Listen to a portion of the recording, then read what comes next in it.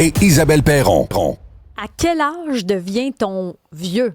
Est-ce que 50 ans pour être membre de la FADOC, c'est trop jeune? Surtout quand on pense à l'espérance de vie qui augmente sans cesse. Est-ce qu'on devrait repenser la question? Recevoir sa carte FADOC à 50 ans, Sébastien, d'après moi, tu t'y rapproches tranquillement pas vite de cette carte-là, hein? Ça s'en vient? Je vois même pas ce que tu veux dire. Hey, mais le plus drôle là-dedans, attends un peu, là.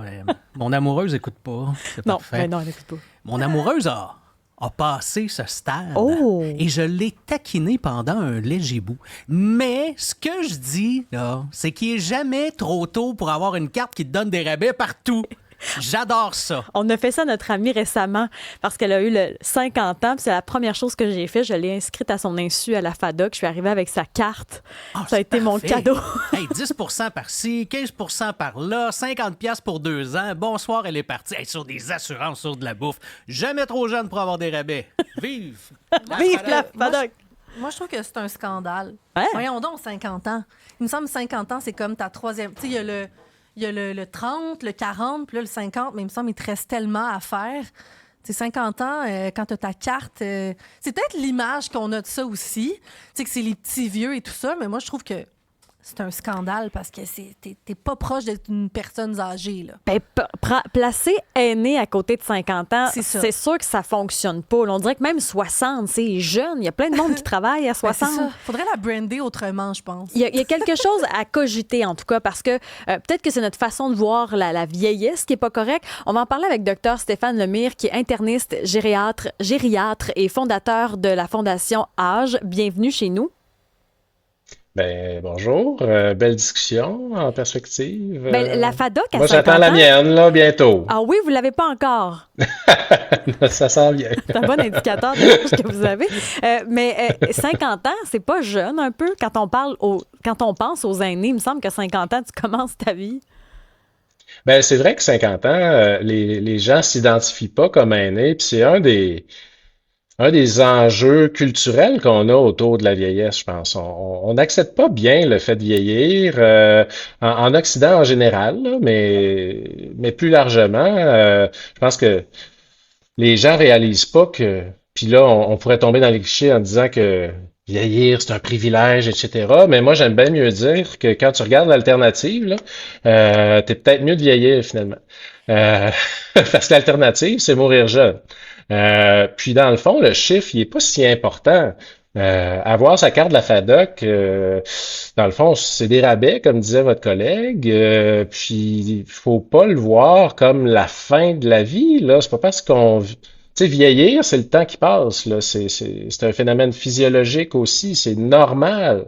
Donc, Mais par rapport à la faut faire le FADOC, choix. il y a bien sûr l'inscription des membres qui paie, qui permet d'avoir des rabais, mais justement, si on a cette carte-là, là, la Fédération de l'âge d'or du Québec, hey, l'âge d'or à 50 ans, il y a les rabais, donc tu paies moins cher dans certaines entreprises ou encore dans le transport en commun. Il y a quand même une partie subvention, si je ne me trompe pas. Est-ce qu'on a les moyens d'offrir ça aux 50 ans et plus? Je sais pas comment ça fonctionne en termes de subvention, mais c'est un OBNL qui a un membership. Donc, quand on paie pour la carte, c'est ça qui vient animer le reste. Je pense que les entreprises ont intérêt à cibler cette clientèle-là d'une certaine façon. Je suis pas sûr qu'on subventionne ça à outrance, là. Faudra le vérifier. Ce qui est certain, c'est qu'à 50 ans, c'est un moment charnière. C'est un moment charnière pour la santé. Chez la femme, il y a souvent la ménopause qui commence. Chez l'homme, on peut parler de l'andropause, mais il y a plein de signaux qui surviennent à 50 ans qui nous font dire, hey, c'est vrai, j'ai plus 20 ans, j'ai plus 30 ans, j'ai plus 40 ans, j'ai 50 ans, puis de plus en plus, ce que j'essaie d'amener comme conseil, on va dire aux gens, c'est attendez pas de voir un gériatre pour vous occuper de votre vieillesse, là, parce que ce qu'on voit comme gériatre à 80 ans, c'est le résultat de 30 ans de négligence ou de 30 ans de mauvaise application des connaissances. C'est ça qui m'a amené finalement à élargir ce qu'on fait avec la gériatrie sociale, Fondation Âge, pour écrire le livre Vieillir, c'est pas si pire, là. Mais qu'est-ce que vous voyez dans votre bureau? Où est-ce qu'on se néglige le plus? Dans quelle sphère? Ou qu'est-ce qu'on oublie ou qu'on omet de faire pour bien vieillir? Ouais. Ben, je pense que les gens cherchent beaucoup une solution miracle, mais la clé, elle est dans 6 éléments essentiels. L'autonomie, la mobilité, c'est là qu'on rentre l'activité physique. L'intégrité de la peau, c'est là qu'on surveille comment on s'expose au soleil. Comment on veut avoir l'air vieux vite, là. C'est s'exposer au soleil, c'est la chose qui nous fait vieillir en apparence plus rapidement. Fait que comment on se protège du soleil? Ensuite, la nutrition. Les gens savent pas, mais à partir de 50 ans, c'est un moment charnière au plan nutritionnel parce que nos besoins en protéines vont augmenter de manière significative. Nos besoins en protéines, quand on est jeune, c'est peut-être 0,8 grammes par kilo, 20 grammes par repas.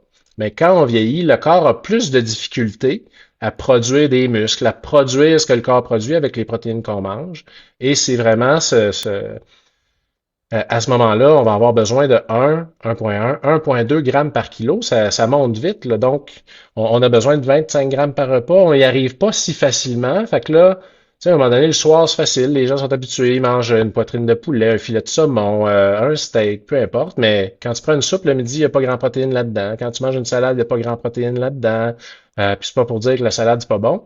Euh, Mais mais c'est dur juste, de savoir que... ben oui, Parce que l'alimentation, on entend tout et son contraire à chaque jour, puis tout est son contraire. oui, puis on Tout est son l'identifie pas contraire. nécessairement à l'âge. Tu sais qu'on en entend des pubs à TV, le mange plus de ci, prend une boisson protéinée. Ben, Ça c'est beaucoup s'adresse du comme à tous et marketing, chacun. là. Ouais. C'est tout du marketing, puis le but, c'est pas de rendre les gens en santé, là. Le but de ces affaires-là, c'est de vendre des produits et de devenir riche, là. Tu sais, fait que tu sais, ce marketing-là, il n'est pas axé sur un objectif d'être en santé. Ce qu'on sait, ce que la science nous dit, c'est qu'en vieillissant, on a besoin de plus de protéines. Ça commence à 50 ans. On a besoin de plus de certaines vitamines qu'on absorbe moins facilement pour toutes sortes de raisons. Des fois, c'est parce qu'on prend des médicaments pour, je sais pas, l'estomac, on prend des médicaments pour toutes sortes d'affaires. Il y a des maladies chroniques qui commencent à s'installer. Et c'est là le défi.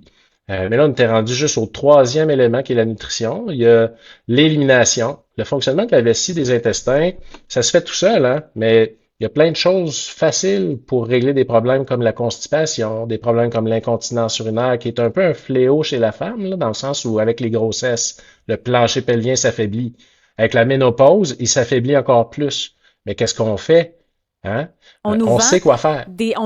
mais attends, ça, c'est tellement important ce que vous Des dites. patentes Parce à gosse. oui, On nous vend des des patentes à protèges gosse. dessous. Hey, t'as des fuites urinaires, pas de problème, c'est le party, mets un protège dessous en tout temps. Ah, mon Mais, Dieu, ben mais oui. c'est tout, puis personne n'en Crunch, parle. crunch quand tu manges. Personne Oui, n'en parle, c'est tabou, mais il y a plein de choses qu'on peut faire. La cause la plus fréquente de l'incontinence urinaire qui est relativement chronique, là, quand c'est pas une infection urinaire ou ça, souvent ça va être le plancher pelvien qui est faible. Mais la solution, c'est pas les couches. La solution, c'est de renforcer le plancher pelvien, puis ça marche à tout âge.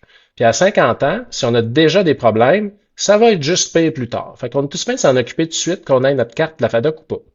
Euh, mais on sait quoi faire. Les exercices de plancher pelvien, ouais. ça existe, il y a des cliniques qui se spécialisent là-dedans. Il faut passer par-dessus le tabou de se cacher pour aller acheter des couches à la pharmacie puis des protections. On peut les appeler n'importe quel mot qui sonne bien, là, mais dans le fond, c'est encore des couches.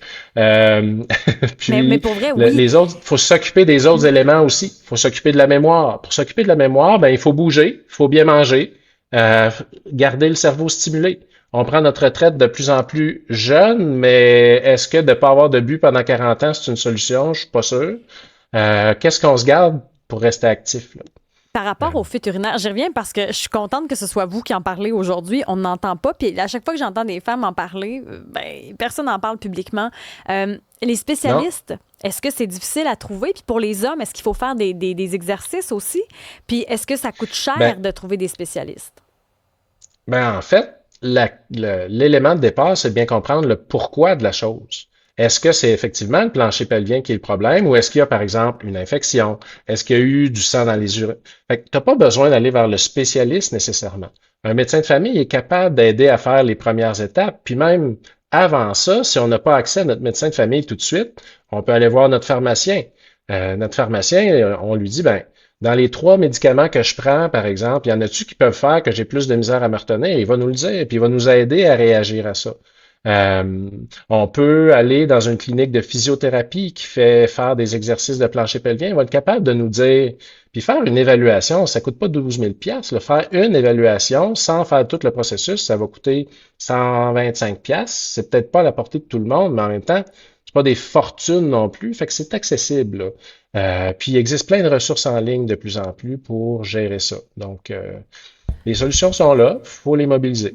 Mais c'est pas juste un tabou à 50 ans, hein, les problèmes de périnée et tout ça. Là. Moi, pendant la pandémie, j'ai eu une hernie discale, puis j'ai dû faire de la physiothérapie pour ça. Donc, pendant la pandémie, j'avais peut-être 18-19 ans. J'en parlais autour de moi, puis tout le monde était tellement mal à l'aise de ça. Puis, tu sais, là, on en parle Ben parce oui. que souvent, ça arrive avec la vieillesse, mais moi, c'était un problème parce que j'avais fait du surentraînement. Puis c'est tellement Mhm. encore tabou. Je Ben oui. disais, je disais à mes amis que je faisais Faites-moi pas rire. de la physiothérapie périnéale. Tout le monde était gelé dans la pièce. J'étais comme, ben, Ben quand vous oui, arrivez, mais c'est quoi notre problème? C'est quoi notre problème? Le monde aime-tu vraiment mieux se pisser dessus ou bien on fait quelque chose, là? Non, mais à un moment donné, tellement bien dit.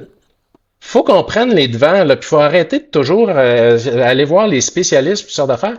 On le sait que ça se peut, là. Puis il y a des choses simples qu'on peut faire. Dans le livre, vieillir, c'est pas si pire. C'est ça que j'essaie d'amener. On en parle de ces exercices-là. L'idée, là, c'est d'amener les gens à mieux comprendre ce qui se passe, puis à mieux agir en amont du système de santé. Parce que tant qu'on va attendre après le système de santé, là, ben, ça va juste nous coûter de plus en plus de milliards, puis ça sera pas plus efficace. Mais puis on voit l'espèce de crainte de vieillir puis de tout cacher aussi parce que puis je veux pas Ouais. démoniser puis c'est pas un jugement puis le monde font ce qu'ils veulent mais on voit quand même beaucoup de chirurgie pour rester jeune. Ça on le voit beaucoup puis c'est pas pour critiquer puis pointer du doigt. Les gens font ce qu'ils veulent avec leur corps. N'empêche que vieillir, il y a ça quand on regarde les réseaux sociaux où il Ouais. faut rester lisse. Oui, ben c'est ce que les gens veulent parce que effectivement, ça passe pas bien. Mais si on veut rester lisse, la clé, c'est peut-être pas de se faire piquer du collagène ou du botox ou je sais pas quoi. C'est peut-être de se protéger du soleil qui est le principal facteur de photovieillissement. Le photovieillissement, c'est vraiment une clé, là. Fait que tu sais, il faut commencer jeune à faire attention, faut se protéger du soleil, puis c'est pas juste parce qu'on va avoir le cancer de la peau, là, c'est parce qu'on va avoir l'air tout fripé. Fait que, tu sais, si on veut pas être fripé, la clé, c'est pas de mettre des crèmes pour mettre plus de collagène dans la face, c'est de se cacher du soleil un peu. Ça c'est homme, femme, n'importe qui, n'importe quel âge la crème solaire Ben là. oui, ben oui, c'est n'importe qui, n'importe quel âge, effectivement. Vous pouvez convaincre vos blondes, vos chums, là, récalcitrants, mais c'est une des clés, je pense, pour aider les gens à bien comprendre euh, qu'il y a des choses qu'on peut faire en vieillissant. Même chose pour le sommeil, c'est la dernière clé. Bien dormir, il y a une recette pour bien dormir, mais les gens font C'est quoi l'inverse. c'est quoi la hein, recette? Isabelle? Moi, je suis pas bonne avec ça, je dors 3 heures par nuit. Mais c'est quoi la recette du sommeil? Je t'ai intéressée. Ben, je sais pas si on a encore le temps, mais Ne pas tu travailler dans sais, les médias. Non, c'est une blague. ne pas travailler dans les médias, ça aide. Ne pas être exposé à des écrans dans l'heure avant de se coucher, mais même davantage. L'œil, c'est une merveille de la nature. Il y a des récepteurs à lumière bleue dans l'œil. Puis c'est les récepteurs à lumière bleue qui nous font sentir éveillés le matin quand on se lève et que le soleil rentre dans notre chambre. C'est ça qui nous aide à nous endormir le soir quand il n'y a plus de lumière. Donc, c'est l'hormone du sommeil. La mélatonine, elle est produite normalement quand il n'y a pas de lumière. On va commencer à sécréter ça. Puis quand la lumière apparaît, ben là, le signal passe de l'œil au cerveau, puis on arrête de sécréter la mélatonine. Ben, tu sais, juste ça, ça fait une grosse différence. Euh, Puis des fois, c'est 1 heure, 2 heures. Moi, j'ai l'air bizarre. Je me promène avec des lunettes oranges le soir chez nous parce qu'avec les lumières LED, il y a plein de lumière bleue là-dedans. Puis ça m'empêchait de dormir. J'ai réalisé ça. Je l'ai testé. Euh, Mais je prends des notes donc, pour notre c'est collègue toutes des Alexandre petites choses. Moranville qui dort super mal. Donc, c'est peut-être ça, là, la lumière bleue dans l'œil. Ben, Intéressant. il y a la lumière, mais il y a plein d'autres affaires. Un 8 que Cube Radio, on a Jocelyn. Stéphane, en fait, qui nous dit Fadoc, oui, j'adore, j'ai sauvé 300 d'assurance. Sinon, Étienne, à 50 ans, on s'identifie peut-être pas comme un aîné, mais c'est quand même à 45, 50 ans que les changements corporels importants commencent à apparaître. Donc, c'est un peu faire le premier pas vers la vieillesse. Intéressant Ouais. aussi. Et en lien avec la physiothérapie périnéale qu'on a jasé, en lien avec les problèmes d'incontinence et tout ça, il y a Marie-Pierre qui nous dit qu'elle, après son accouchement, ben, elle a eu besoin de ces services-là. Donc, à 33 ans, elle a fait là, plusieurs traitements à 75 chacun. Puis ça l'a vraiment, vraiment beaucoup aidé. Il y a des pays où il y a des programmes hein, autour de la maternité là, pour prévenir et corriger rapidement ce problème-là. C'est un enjeu chez les jeunes, là, les jeunes femmes qui accouchent, là. c'est un des principaux facteurs, là. C'est fait pour passer par là, mais ça passe serré, là. Tu sais, quand on accouche, là, ça passe serré. Fait que, tu sais, faut s'en occuper, là. Puis c'est un peu ça le message que j'essaie de véhiculer de plus en plus, c'est que tout ce qu'on associe au vieillissement, là, ben, c'est pas juste le vieillissement. Si elle avait 33 ans avec ses problèmes de périnée, là, ben, c'est pas le vieillissement. Hein? Donc, sortons de cette mentalité-là qui a rien à faire. Docteur Stéphane Lemire, va falloir vous réinviter parce que là, vous excitez la messagerie, puis il y a tellement de choses à dire sur vieillir. On ne sait plus finalement à quel âge on est vieux en terminant. 29, ça commence. On commence à être vieux à 29 ans?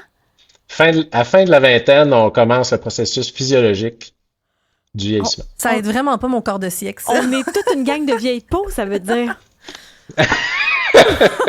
J'avais pas dit ça. J'ai pas dit ça. Mais s'il y en a qui le disent, on va les chicaner. Docteur Stéphane Lemire, on vous réinvite, interniste, gériatre et fondateur de la Fondation Âge. On peut aussi se procurer votre livre « Vieillir, c'est pas si pire ». Ça va nous aider à voir ça d'un bon œil, finalement. On vous souhaite une belle journée. Ben merci. Bonne journée.